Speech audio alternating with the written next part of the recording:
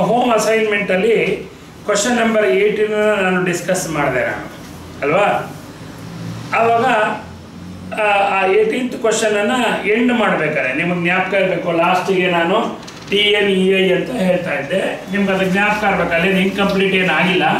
Total normal electric induction is given by the formula total charge E ಅಂತ ಹೇಳಿದ್ವಿ. ಅವಾಗ total normal electric induction ಅಂದರೆ ಏನು ಅಂತ ಕೇಳಿದಾಗ ನಿನ್ನೆ ನಾನು ಹೇಳಿದೆ, one of the expression for the flux according to Gauss theorem is this.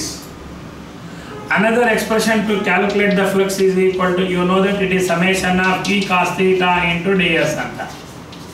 ಇವೆರಡನ್ನು ಈಕ್ವೇಟ್ ಮಾಡಿದಾಗ ಏನಾಗುತ್ತೆ ಅಂತಂದರೆ, your epsilon naught comes here and therefore that sigma epsilon naught into E cos theta into ds is called as a Q, and that is what we call it as a total normal electric induction. ಅಂದರೆ this whole thing we call it as a total normal electric induction, that is given by the value 8.85 into 10 to the power of, yesterday he had given the charge as so much of nano coulomb, and that's all. So therefore, ಅದಕ್ಕೆ ನಿಮ್ಮ ಕೆಲಸನೇ what's the unit of total normal electric induction ಅಂದರೆ ಕೂಲೂಮ್ ಗೊತ್ತಿರಬೇಕು. ಯಾಕಂದ್ರೆ what is total normal electric induction is equal to the charge enclosed, what is the unit of charge ಕೂಲೂಮ್ ಗೊತ್ತಿರಲಿ, ಆಯ್ತಾ.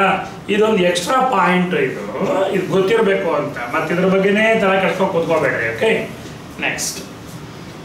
So ಇಷ್ಟು ಪ್ರಾಬ್ಲಮ್ನ ನೀವು ಸ್ವಲ್ಪ ಸರಿಯಾಗಿ ನೋಡ್ಕೊಳ್ಳಿ. ಆ್ಯಂಡ್ ಥಿಯರಿ ಮಾಡ್ತಾ ಇರ್ಬೇಕಾದ್ರೆ ಪ್ರಾಬ್ಲಮ್ ಏನೇನು ಕೊಟ್ಟಿದ್ದೀನಿ ಅದೆಲ್ಲ ನೋಡ್ಕೊಳ್ಳಿ. ಆಮೇಲೆ ನಿಮಗೆ ಅಲ್ಲಿ ಬೇಕಾದಷ್ಟು ನಾನು ಇದನ್ನು ಕೊಟ್ಟಿದ್ದೀನಿ, ಹೋಮ್ ಅಸೈನ್ಮೆಂಟ್ ಕೊಟ್ಟಿದ್ದೀನಿ. ಆ ಹೋಮ್ ಅಸೈನ್ಮೆಂಟನ್ನು ನೀವು ಸ್ವಲ್ಪ ಕರೆಕ್ಟಾಗಿ ಮಾಡಿ ಅದನ್ನೆಲ್ಲ, ಆಯಿತಾ. That you should do it. ಯಾಕಂದರೆ ತುಂಬ ಇಂಪಾರ್ಟೆಂಟು ಕ್ವಶನ್ಸ್ಗಳು, ಅವೆಲ್ಲ ಭಾಳ ಇಂಪಾರ್ಟೆಂಟು. ಓಕೆ, ಅದೆಲ್ಲ ಎಕ್ಸಾಮಿನೇಷನಿಗೆ ಬರುತ್ತೆ, ವರ್ಕೌಟ್ ಮಾಡಿ ನೀವು. Okay, next. ಈಗ we shall take up the next chapter, electric potential. Shall take up electric potential. Okay, the chapter heading is electric potential and capacitors.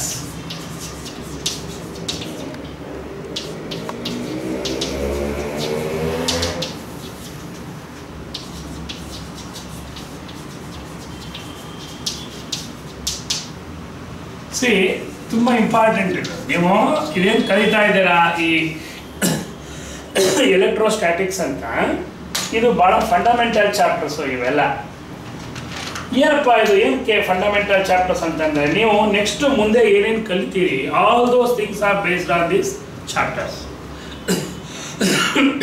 When you are going to learn the electricity and all those things, it's very important.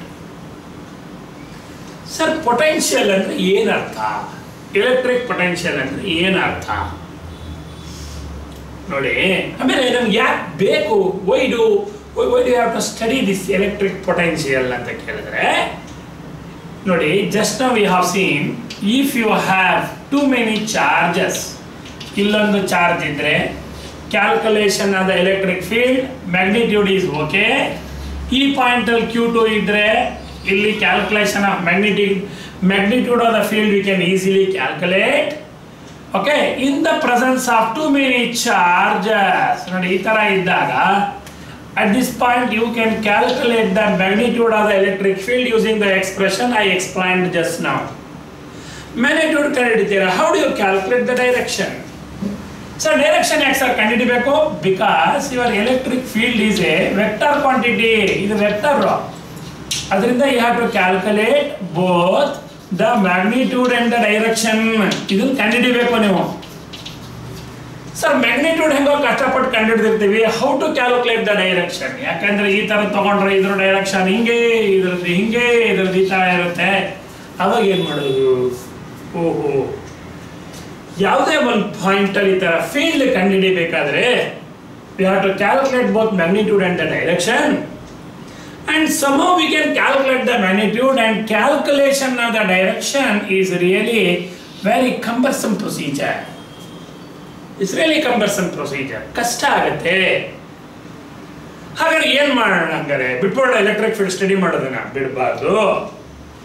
What's other method to calculate the electric field? ಆವಾಗ we use a new term called electric potential. ಇವಾಗ potential ಅಂತ ಏನು ಬರುತ್ತೆ? It is called what's electric potential. It is a scalar quantity. ಇದು scalar quantity. By calculating the magnitude of that, you can calculate the electric field. So therefore, in the presence of too many charges, calculation of the electric field is a comparison procedure. And to calculate the electric field, we use a quantity, a potential, which is a scalar. Okay? ಈಗ ಅರ್ಥ ಆಯ್ತು ನಿಮಗೆ. ನಾವು ಯಾಕೆ ಕಲಿಬೇಕು ಅಂತ ನೀವು ಈಗ ಉತ್ತರ ಕೊಡಬೇಕು. ಸುಮ್ಮನೆ ಸಿಲೆಬಸಲ್ಲಿ ಹೆಡ್ಡಿಂಗ್ನಲ್ಲಿ ಇಟ್ಟಿದ್ದಾರೆ, ನಾವು ಕಲಿತೀವಿ ಅಂತ ಹೇಳ್ಕೊಂಡು ಕಲಿಬಾರ್ದು. ನಮ್ಗೆ ಏನಕ್ಕೆ ಕಲಿಬೇಕು ಅಂದರೆ ಬಿಕಾಸ್ ಆಫ್ ದಿಸ್. ಆಯಿತು ಸರ್.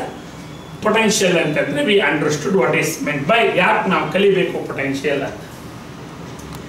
ಈಗ ನೆಕ್ಸ್ಟ್ ನಮ್ಮ ಕೆಲಸ ಏನು ಅಂತಂದರೆ, ಸರ್ ಪೊಟೆನ್ಷಿಯಲ್ ಅಂದರೆ ಮೀನಿಂಗ್ ಏನು? What's the meaning of the potential?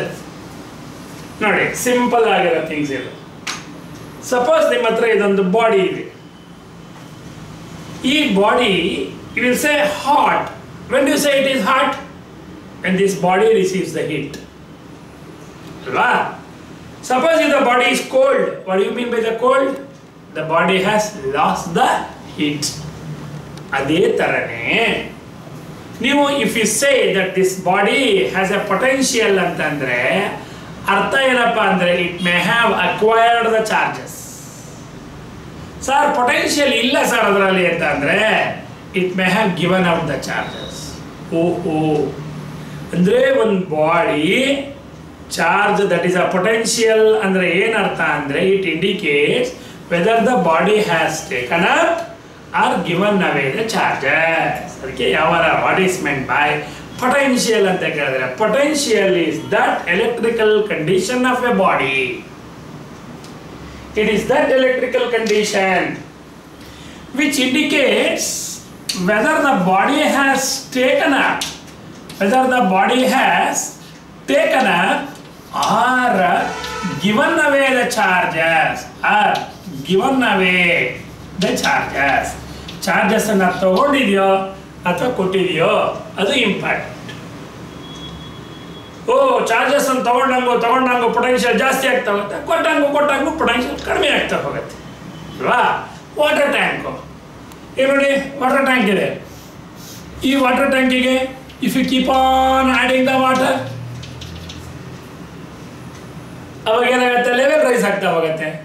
ಅದೇ ಥರನೇ ಇಲ್ಲಿ ನಾವು we keep on adding the charge add ಮಾಡ್ದಂಗು ಏನು ರೈಸ್ ಆಗ್ತಾ ಹೋಗುತ್ತೆ? Potential level rise. ಅಷ್ಟೇ, ವೆರಿ ಸಿಂಪಲ್ ಇದು. ನಿಮ್ಗೇನಾಗುತ್ತೆ, ಇವೆಲ್ಲ ಚಾರ್ಜ್ ಎಲ್ಲ ಕಣ್ಣಿಗೆ ಕಾಣಲ್ವಲ್ಲ, ಈಗ ಕಾಣಿಸೋದನ್ನು ನೋಡ್ಕೊಂಡಿರ್ಬೇಕು. ಈಗ ನೋಡಿ, ಒಂದು ಟ್ಯಾಂಕು ಖಾಲಿ ಇರುತ್ತೆ, 0 ಪೊಟೆನ್ಷಿಯಲ್. ನಾನು ಆ ಟ್ಯಾಂಕಿಗೆ I go on filling the water. ಅವಾಗ ಏನಾಗುತ್ತೆ? ವಾಟರ್ ಲೆವೆಲ್ ಜಾಸ್ತಿ ಆಗುತ್ತೆ. ಅದೇ ಥರನೇ ಇಲ್ಲೊಂದು ಬಾಡಿ ಇದೆ, ಅದಕ್ಕೆ ನಾನು ಚಾರ್ಜ್ ಕ್ಯೂ ಕೊಡ್ತೀನಿ. ಚಾರ್ಜ್ ಕೊಟ್ಟಂಗು ಪೊಟೆನ್ಷಿಯಲ್ ರೈಸ್ ಆಗುತ್ತೆ. ಇದು ಇಷ್ಟು ಚೆನ್ನಾಗಿ ಜ್ಞಾಪಕ ಇಟ್ಕೊಳ್ಳಿ. ಇವಾಗ ಯಾರಾದರೂ ಒಂದು ಮಾರ್ಕಿಗೆ ಸುಮ್ಮನೆ ವಾಟ್ ಈಸ್ ಡೆಫಿನೇಷನ್ ಹೇಳಿಲ್ಲ ನಾನು. ವಾಟ್ ಈಸ್, ಓಕೆ, ಡೆಫಿನೇಷನ್ ಬೇರೆ, ಅಂಡರ್ಸ್ಟ್ಯಾಂಡಿಂಗ್ ಇದು. What is the potential? V say that the electric potential is that electrical condition which indicates whether the body has taken up or given away the charges. ಅಷ್ಟೇನೆ. ಹಾಗಾದ್ರೆ sir ಹೆಂಗೆ ಹೇಳ್ತೀನಿ ಅದನ್ನ? ಯಾವ ಥರ? ಈಗ ಇಲ್ಲಿ ನೋಡಿ, ಫಾರ್ ಎಕ್ಸಾಂಪಲ್ ಇಲ್ಲೊಂದು ಬಾಡಿ ನೋಡಿ. ಈ ಬಾಡಿನಲ್ಲಿ ಚೆನ್ನಾಗಿ ಜ್ಞಾಪಕ ಇರಬೇಕು, ಇದನ್ನು ನಾನು ಗ್ರೌಂಡಿಂಗ್ ಮಾಡಿರ್ತೀನಿ. ಇವಾಗ ಯಾವುದೇ ಬಾಡಿ ಈ ಥರ ಗ್ರೌಂಡಿಂಗ್ ಮಾಡಿದ್ದಾಗ, ಅರ್ಥಿಂಗ್ ಮಾಡಿದ್ದಾಗ ಏನಾಗುತ್ತೆ ಅಂತಂದರೆ, ಎಲೆಕ್ಟ್ರಾನ್ ಬಾಡಿಯಿಂದ ಒಂದು ಅರ್ಥಕ್ಕೆ ಹೋಗುತ್ತೆ, ಅರ್ಥಿಂದ ಬಾಡಿಗೆ ಬರುತ್ತೆ. ದಟ್ ಇಸ್ ಕಾಲ್ಡ್ ಅರ್ಥಿಂಗ್ ಅಂತ ನಾವು ಕರಿತೀವಿ. ಈಗ V say that this body is at A positive potential. ಯಾವಾಗ ಹೇಳ್ತೀವಿ? ಚೆನ್ನಾಗಿ ಜ್ಞಾಪಕ ಇರಬೇಕು. ಇಲ್ಲೊಂದು ಇದನ್ನು ಹೇಳ್ತೀನಿ, ಈ ಥರದ್ದೊಂದು ಜ್ಞಾಪಕ ಇಟ್ಕೊಂಡಿರಿ. ಪಬ್ ಅಂತ ಜ್ಞಾಪಕ ಇಟ್ಕೊಂಡಿರಿ. PUB ಪಬ್ ಅಲ್ಲ, ಇದು PEB ಪಬ್. ಅಂದರೆ body is set to be at a positive potential if the electron flow from body to the earth. ಚೆನ್ನಾಗಿ ಜ್ಞಾಪಕ ಇರಬೇಕು, ಭಾಳ ಇಂಪಾರ್ಟೆಂಟ್. ಓಕೆ, ಸೊ ಈಗ ನೆಗೆಟಿವ್ ಪೊಟೆನ್ಷಿಯಲ್ ಅಂತ ಹೇಳ್ತೀವಿ ಯಾವಾಗ? We say that the body is at a negative potential ಯಾವಾಗ? So ಅದನ್ನು ಗ್ರೌಂಡಿಗೆ ಕನೆಕ್ಷನ್ ಕೊಟ್ಟಾಗ electron flow from earth to the body. So ಇದು ಚೆನ್ನಾಗಿ ಗೊತ್ತಿರಬೇಕು. ಯಾವಾಗಲೂ ಗ್ರೌಂಡಿಂಗ್ ಇಸ್ ಕಾಮನ್. ಅದಕ್ಕೆ the body is set to be at a positive potential ಯಾವಾಗ? On grounding it electrons flow from earth to the body. ಭಾಳ important ಇದು. So sorry, E B ಅಂತ ಅಂದರೆ electrons flow from earth to the body. And ಇದು negative potential ಅಂತ ಯಾವಾಗ ಹೇಳ್ತೀವಿ ಅಂತಂದರೆ ಎಲೆಕ್ಟ್ರಾನು ಈ ಥರ ಹೊರಟೋದಾಗ. ಸೊ ದೇರ್ ಫಾರ್ ಭಾಳ ಇಂಪಾರ್ಟೆಂಟ್ ಇದಕ್ಕೆ ನೋಡಿ, body is set to be at a positive potential ಯಾವಾಗ? ಈಗ ಎಲೆಕ್ಟ್ರಾನ್ ಫ್ಲೋ ಫ್ರಮ್, ಇದು ಯಾವಾಗಲೂ ಎಲೆಕ್ಟ್ರಾನ್ ಫ್ಲೋ ಆಗೋದು ಎಲ್ಲಿಂದ? From earth to the body. ನೋಡಿ, ಅರ್ತ್ ಟು ದ ಬಾಡಿ ಚೆನ್ನಾಗಿ ಜ್ಞಾಪಕ. ಅಂದರೆ ಅವಾಗ ಏನಾಗುತ್ತೆ? ಅಕ್ಯುಮುಲೇಟ್ ಆಗಿ it becomes a positive potential. Sir negative potential ಅಂತ ಯಾವಾಗ ಹೇಳ್ತೀವಿ? If it flows to the earth. ಅದಕ್ಕೆ ನಿಮಗೆ ಚೆನ್ನಾಗಿ ಗೊತ್ತಿರಬೇಕು, ಯಾವ್ದಾದ್ರು ಜ್ಞಾಪಕ ಇಟ್ಕೊಂಡಿರಿ ಈ ಥರದ್ದು. PEB ಅಂದರೆ ಏನರ್ಥ ಅಂದರೆ body is at a positive potential if there is a flow of electron from earth to the body. E ಅಂದರೆ ಅರ್ತ್, ಬಿ ಅಂದರೆ ಬಾಡಿ. ಕಾಮನ್ ಇದು, ಇಲ್ಲಿ ಇಷ್ಟೇ ಬರುತ್ತೆ. Positive earth, body to earth, earth to the body. ಇದನ್ನ ಜ್ಞಾಪಕ ಇಟ್ಕೊಂಡ್ಬಿಡಿ. Okay, ಓಹೋ ಅಂದರೆ ಏನರ್ಥ ಆಯಿತು? We say that the body is at a positive potential if the electron flow from earth to the body. ಇದು ಪಾಸಿಟಿವ್ ಪೊಟೆನ್ಷಿಯಲ್. ಸೊ ಈ electron ಬಾಡಿಯಿಂದ ಅರ್ಥ ಹೊರಟೋದ್ರೆ we say that it is at a negative potential. ಇದು potential ಬಗ್ಗೆ concept. ಅಂದರೆ potential ಅಂದರೆ ಏನು ಅಂತ ಹೇಳಿ ಇಷ್ಟು ಇಂಪಾರ್ಟೆಂಟ್ ಇನ್ಫಾರ್ಮೇಷನ್ ಪೊಟೆನ್ಷಿಯಲ್ ಬಗ್ಗೆ ಗೊತ್ತಿರಬೇಕು. ಸರ್ ಈಗ ಡೆಫಿನೇಷನ್ ಕೊಡೋದು ಹೇಗೆ sir? How to define the potential. ಆ ಪೊಟೆನ್ಷಿಯಲ್ನ ಡಿಫೈನ್ ಮಾಡ್ಬೇಕಾದ್ರೆ ಚೆನ್ನಾಗಿ ಗೊತ್ತಿರಬೇಕು ನಿಮಗೆ. ಓಕೆ, ಅದಕ್ಕೆ ಇಲ್ಲಿ ಈ ಥರದ್ದೊಂದು ಅಕ್ರೋನಿಮ್ ಜ್ಞಾಪಕ ಇಟ್ಕೊಂಡಿರಿ. ಇಲ್ಲಿ ಇದು ಗೊತ್ತಿರಬೇಕು. ಮತ್ತು ಇದೇನೇನೋ ಮಾಡ್ಕೋಬಾರ್ದು. ಪಿ ಅಂದರೆ ಪಾಸಿಟಿವು, ಇ ಅಂದರೆ ಅರ್ತ್, ಬಿ ಅಂದರೆ ಬಾಡಿ. ಫ್ಲೋ ಆಗೋದು ಎಲೆಕ್ಟ್ರಾನ್ ಅಷ್ಟೇ. ಇವನ್ ನಾವು we define the electric potential. ಹೆಂಗೆ ಡಿಫೈನ್ ಮಾಡ್ತೀರಾ? ಚೆನ್ನಾಗಿ ಗೊತ್ತಿರಲಿ. We put N isolated charge. I call it as an isolated point charge. ನಿಮಗೆ ಗೊತ್ತಿದೆ. So this is N isolated point charge. We call it as an isolated point charge. ಇವಾಗ ಈ ಪಾಯಿಂಟಲ್ಲಿ ನೋಡಿ, ನೀವು ನೋಡ್ತಾ ಇರಿ, ಇಲ್ಲಿ electric field will be more because the distance is less. ಇಲ್ಲಿ ಫೀಲ್ಡ್ ಈಸ್ ಲೆಸ್ ಯಾಕಂದ್ರೆ distance is more. You know that as the distance increases. So ಏನಾಗ್ತಾ ಹೋಗುತ್ತೆ? ಫೀಲ್ಡ್ ಕಡಿಮೆ ಆಗುತ್ತೆ. ನೋಡಿ, ಇಲ್ಲೂ ಫೀಲ್ಡ್ ಕಡಿಮೆ, ಇಲ್ಲೂ ಫೀಲ್ಡ್ ಕಡಿಮೆ. ಇಲ್ಲಿ ನೋಡಿ, ಇಲ್ಲೆಲ್ಲೋ ಒಂದು ಪಾಯಿಂಟ್ ಬರುತ್ತೆ, ದೂರದಲ್ಲಿರೋ ಪಾಯಿಂಟ್. ಈ point P I call it as an infinity ಅಂತ ಕರಿತೀವಿ. ದೂರದಲ್ಲಿರೋ ಪಾಯಿಂಟ್ ಅನ್ನ ಇನ್ಫಿನಿಟಿ. ಆ ಪಾಯಿಂಟ್ ಅಲ್ಲಿ ಎಲೆಕ್ಟ್ರಿಕ್ ಫೀಲ್ಡ್ ಇರೋದಿಲ್ಲ, ಝೀರೋ. ಎಲೆಕ್ಟ್ರಿಕ್ ದೂರದಲ್ಲಿ ನೋಡಿ, ಇಲ್ಲಿ ಫೀಲ್ಡ್ 100, ಇಲ್ಲಿ 50, ಇಲ್ಲಿ ಸೊ 10, ಇಲ್ಲಿ ನೋಡಿ ಇಲ್ಲಿ 5, ಇಲ್ಲಿ 2, ಇಲ್ಲಿ 1, ಇಲ್ಲಿ 0. ಆ ದೂರದಲ್ಲಿರೋ ಪಾಯಿಂಟ್ ಅನ್ನ we call it as infinity ಅಂತ ಕರಿತೀವಿ. ಆ ಪಾಯಿಂಟ್ ಅಲ್ಲಿ what's an electric field? Zero. What is the electric potential? Zero. ಚೆನ್ನಾಗಿ ಜ್ಞಾಪಕ ಇರಬೇಕು. ಈ ಪಾಯಿಂಟ್ ಅಲ್ಲಿ field is zero, potential is zero. Sir ಅದು ಹೆಂಗೆ ಗೊತ್ತಾಗುತ್ತೆ field is zero, potential is zero? ನಿಮ್ಗೆ ಗೊತ್ತಿರಬೇಕು. ಯಾವಾಗಲೂ ತಗೊಂಡಾಗ ಇಲ್ಲಿ ಟೆಸ್ಟ್ ಚಾರ್ಜನ್ನ ಇಡ್ತೀನಿ. It's 1 coulomb of charge, unit positive charge. Test charge ಕೇಳ್ತೀನಿ, how much of force you are experiencing? That says I am not experiencing any force. Force act ಆಗ್ತಾ ಇಲ್ಲ ಅಂದ್ರೆ ಏನರ್ಥ? ಅಲ್ಲಿ ಫೀಲ್ಡ್ ಇಲ್ಲ. ಅಂದರೆ ಫೀಲ್ಡ್ ಇಲ್ಲ ಅಂದಮೇಲೆ ಏನು ಇನ್ಫ್ಲೂಯೆನ್ಸ್ ಇಲ್ಲ, potential is equal to zero. ಹಾಗಾದ್ರೆ ಈ ಫೀಲ್ಡನ್ನು ಹೆಂಗೆ ಡಿಫೈನ್ ಮಾಡ್ತೀರಾ? ಈ ಮೆಥಡ್ ನೋಡಿ ಎಷ್ಟು ಚೆನ್ನಾಗಿದೆ ಅಂತ. ನೀವೇನು ಮಾಡಿ ಗೊತ್ತಾ? ಈ ಯೂನಿಟ್ ಪಾಸಿಟಿವ್ ಚಾರ್ಜ್ ಇದೆಯಲ್ಲ, ನಮ್ಮ ಟೆಸ್ಟ್ ಚಾರ್ಜನ್ನ, ಇಲ್ಲಿರೋದು ಪಾಸಿಟಿವ್ ಚಾರ್ಜು, ಟೆಸ್ಟ್ ಮಾಡೋಕೆ ಇಟ್ಟಿರೋದು ಪಾಸಿಟಿವ್, ಈ ಯೂನಿಟ್ ಪಾಸಿಟಿವ್ ಚಾರ್ಜ್. ಅದನ್ನ ಏನು ಮಾಡ್ತೀನಿ? ಹೇಳ್ತೀನಿ, ಇಲ್ಲಿಂದ ಅಲ್ಲಿಗೆ ಹೋಗಪ್ಪ, you just move from here to here ಅಂತ ಹೇಳ್ತೀನಿ. ಅದು ಹೇಳುತ್ತೆ, ನೋ ಐ ನಾಟ್ ಮೂವ್ ಅನ್ನತ್ತೆ. ಯಾಕೆ? Because he repels me, therefore I am not moving ಅಂತ. ಅವಾಗ ನಾನು ಹೇಳ್ತೀನಿ, ಡೋಂಟ್ ವರಿ ಅಪ್ಪ, ಐ ಹೆಲ್ಪ್ ಯು ಔಟ್ ಅಂತ. ಏನು ಮಾಡ್ತೀನಿ? I give an energy, push ಮಾಡ್ತೀನಿ. ಪುಷ್ ಮೌಂಟ್ ಇಲ್ಲಿವರೆಗೆ ತೊಗೊಂಡು ಬರ್ತೀನಿ. This is some point C. ಅವಾಗ ನಾವು this is a electric field ಇದೆ. ದಿಸ್ ಎಲೆಕ್ಟ್ರಿಕ್ ಫೀಲ್ಡ್ ಜ್ಞಾಪಕ ಇರಬೇಕು. ಇಟ್ ಈಸ್ ಡೈರೆಕ್ಟೆಡ್ ಅವೇ.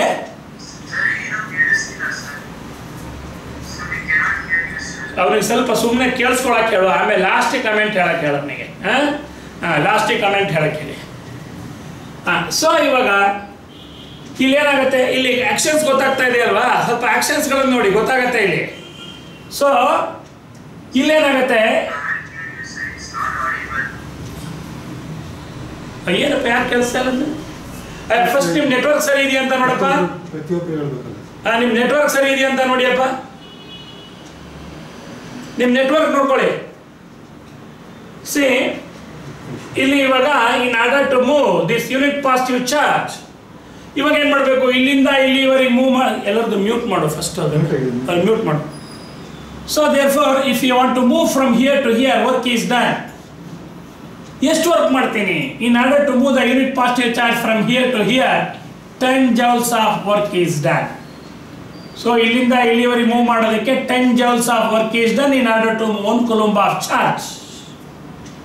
ಆವಾಗ ನಾನು ಹೇಳ್ತೀನಿ ಈ ಪಾಯಿಂಟ್ ಅಲ್ಲಿ ಪೊಟೆನ್ಷಿಯಲ್ ಈಸ್ 10 ವೋಲ್ಟ್. ಏನ್ 10 ವೋಲ್ಟ್ ಅಂದ್ರೆ ಏನ್ ಅರ್ಥ? In order to move this unit positive charge from infinity to this point 10 joules of work is done. Mute ಮಾಡಪ್ಪ, ಹೌದು ಅಲ್ಲಿ ಮ್ಯೂಟ್ ಮಾಡೋದು, ಏನೋ ಮಾತಾಡ್ತಾ ಇರೋದು ಕೆಲಸ ಇದೆಯಲ್ಲ. So 10 joules of work is done in order to move 1 coulomb of charge. ಅಂದ್ರೆ ಯಾಕೆ sir why have to move? Because ಅಲ್ಲಿ ಏನಾಗ್ತಾ ಇದೆ, it is a repulsive force, field is directed away. ನಾನು ಹಿಂಗೆ ಮೂವ್ ಮಾಡಬೇಕಾದ್ರೆ I have to do the work. ನೋಡಪ್ಪ, ನೀವು ಸ್ವಲ್ಪ ಸುಮ್ಮನೆ ಕೂತ್ಕೊಳ್ಳಿ, ಪಾಠ ಮಾಡ್ತಾ ಇರ್ಬೇಕಾದ್ರೆ ಕೆಲಸ ಏನಾಗಲ್ಲ, ನಾನು ಆಮೇಲೆ ರಿಪೀಟ್ ಮಾಡ್ತಾ ಇರ್ತೀನಿ. Don't ಇಂಟರ್ವ್ಯೂನ್ in the middle. ಮತ್ತೆ ರಿಪೀಟ್ ಮಾಡ್ತಾ ಇರ್ತೀನಿ 2ನೇ ಸರಿ. ಒಂದ್ಸರಿ ಕೇಳಿಸ್ಲಿಲ್ಲ ಅಂದ ತಕ್ಷಣ don't react immediately. You listen to me first carefully. Don't disturb in the middle. That's why you will mute all the, because you will keep on talking. You wait for one more time. You wait to be, I will be repeating.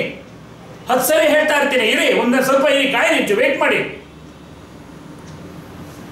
ನೀವು ಒಂದ್ಸರಿ wait ಮಾಡೋಕ್ಕೆ ready ಇಲ್ಲ, ಇಲ್ಲಿ ಹೇಳ್ತಾ ಇದ್ರೆ ನಡುವೆ ಮಾತಾಡ್ತಿಲ್ಲ. 2 ನಿಮಿಷ ಕೂತ್ಕೊಳ್ಳಿ, nothing will happen. I will be repeating not 1 or 3-4 times. I will be repeating it.